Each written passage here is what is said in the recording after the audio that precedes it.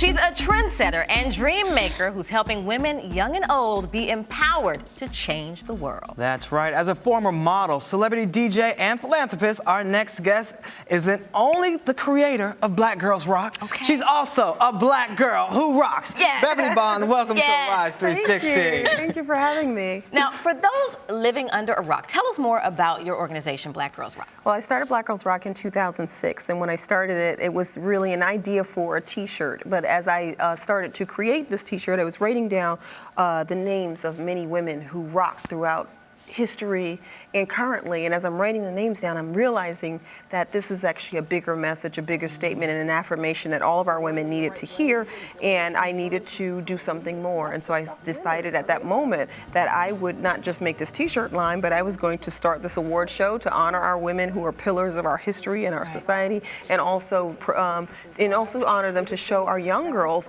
what role models really look like. You know what I mean? And then I also decided that I needed to do a mentoring program to help empower our young girls to get to their best and greatest selves.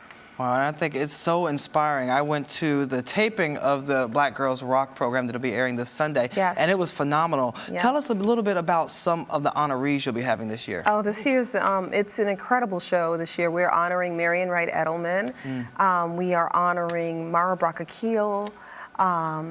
Queen Latifah is winning our Rockstar Award. Amina Matthews is getting our Community Service Award. Misty Copeland is our Young Gifted and Black. Venus Williams is our Star Power. You know, Patti LaBelle's our Living Legend, you know.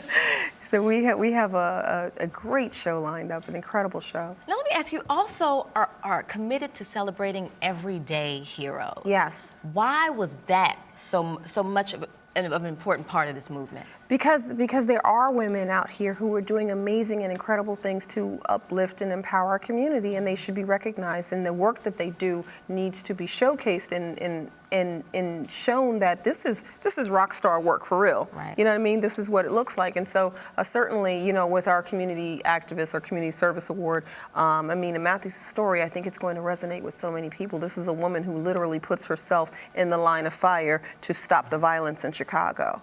And she is an amazing woman with an amazing spirit, and I think that people will really key into this and see. People walk away from Black Girls Rock and they say, what can I do to do more? What am I doing? And how can I do more? Right. And even the guys in the audience, we were like, we need to change the world. Yes. What can we do? Yes. We're ready. And you want that, you know, don't you Right. feel good when something makes you feel like you want to do more? Or that you want to, basically, that you want to find that purpose. You want to find, you want to walk in your purpose and you want to get there. You know, because a lot of times people are walking through, especially our young people, with the media that they are ingesting. They're not paying attention to who they really are.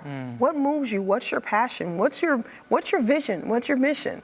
You know? Let me ask, why was that, and speaking of that, why is Black Girls Rock so important today? Is this a reaction to, you know, as we talk about the media and the images that we're seeing? Why was it so important now? Absolutely. I mean, for me, you know, as a DJ, I feel like I was a person who was paying a lot more attention to media messages than most.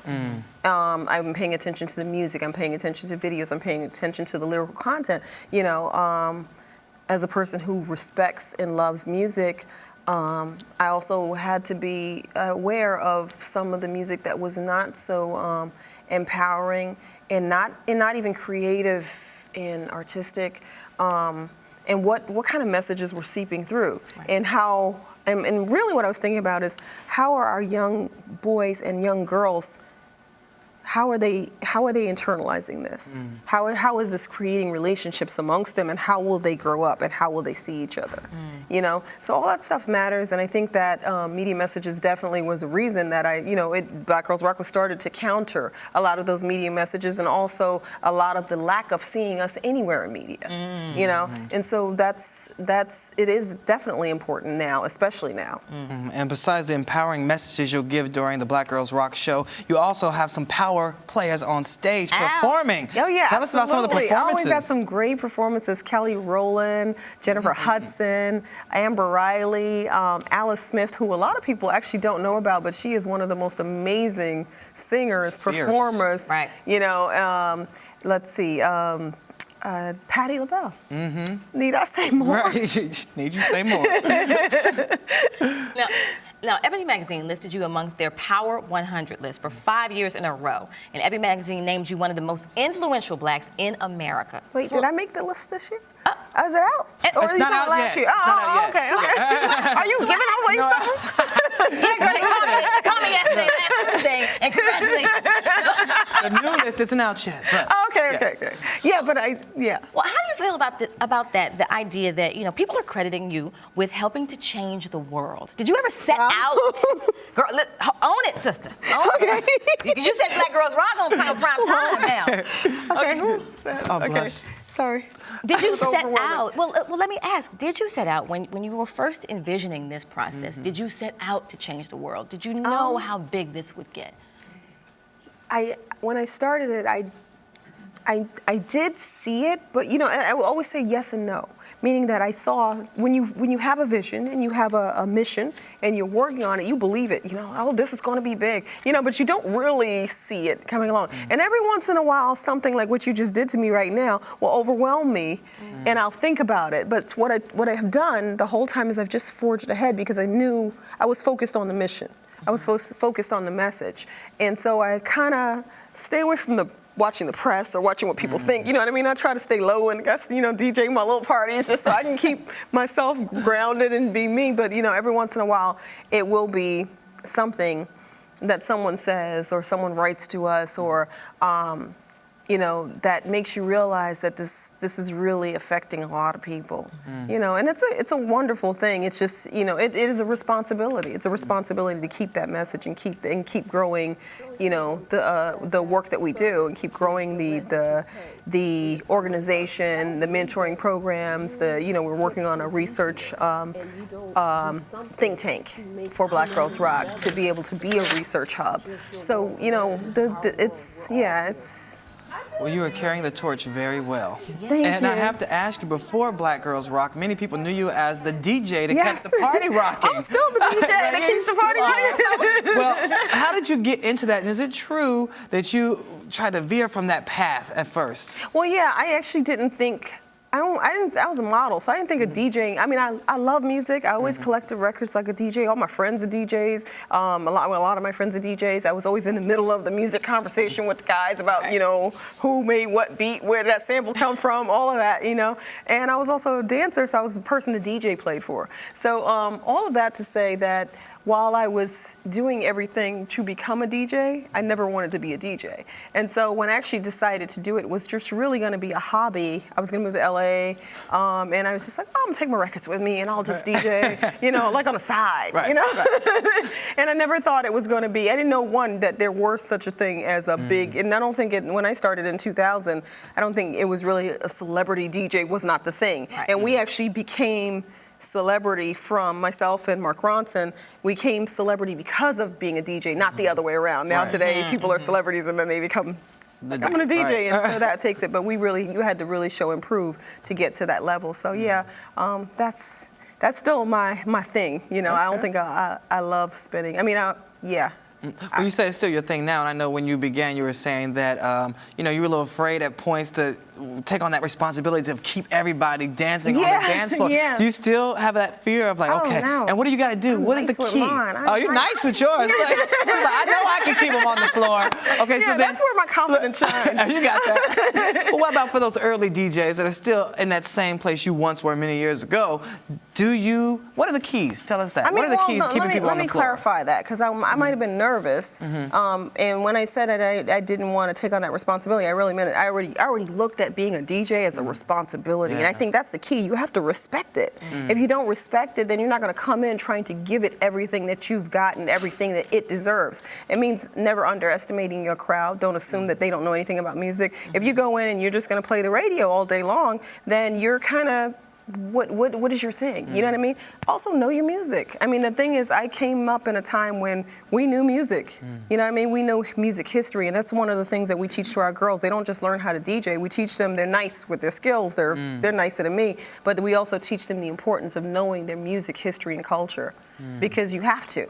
Right. I want to ask you about the girls. I saw some footage of, of the foundation, and I saw that you were teaching the, the mixing class, to the girls. Talk to me about the evolution of those girls when they come in and they're first introduced to who they are as they mature throughout the program. It's amazing to see the growth, and we are very blessed as mentors at Black Girls Rock to just be a part of their lives and to be able to see it. And every once in a while, we have a number of girls in college now because we started in 2006, and so now we have a number of girls in college, and they will always write back. Every single one of them has written and said, you know what? Thank you for everything that I learned from Black Girls Rock, from the empowerment circles to the DJ classes to the capoeira to the the house music dancing to the tutoring to the college prep. Like all of these things have empowered me and helped give me an edge. And so we see it a lot. There's so many different stories with so many of our girls, and there are so many girls in the world who are looking for mentoring, who are looking for people to really mentor, not play hang out buddy with them, but really be a mentor. Teach them something that they don't know. Some of the lessons in life are harder. You have to teach kids the importance of work ethic, discipline, accountability, responsibility, and sisterhood, and bonding, and conflict resolution. You have to teach kids this stuff. And if you don't teach it to them, they won't know, And you don't, discriminate against the guys. You actually let the guys come in and give a male's perspective to the women as well, right? Yeah, absolutely. We do. We have had empowerment. And actually, I'm starting a boys program because I think that I'm watching what's happening with these girls, and I'm like, the boys would love this, and everything that they do, they enjoy. They enjoy everything from the book club to the empowerment circles. They're not. They want to learn. They want to get better, and they enjoy it. Okay. So tell us one more time, where can we learn more about the program, especially for those that want to donate some money, and also where we can see the show this weekend? The show this weekend is on November 5th internationally, in London, in some parts of Africa, I think South Africa. In the States, it's in November 3rd. Right. At 7 p.m. On BET. On BET. Okay, so we're going to check that out. And then blackgirlsrock.org. You can get all the information, blackgirlsrock.org. Yes. And I just want to say, as a Black girl who happens to rock, high five, thank you so much. Thank you so much for bringing this message to the world and letting people know how much Black girls rock. Because sometimes we don't hear it enough. Black guys either. Yes. But I just want to know, what would you have every girl that's watching now, what message would you like them to take away? I would like them to know that they rock and then define it for themselves. But really define it. Not I rock because I'm me, I rock because I'm cute. Define it. Who are you? What is your passion? What moves you? That's what I would love for them to key in on. Let me ask you the last question. What is the biggest thing, what would be the most gratifying thing a Black girl could say, I rock because what? What do you want to hear?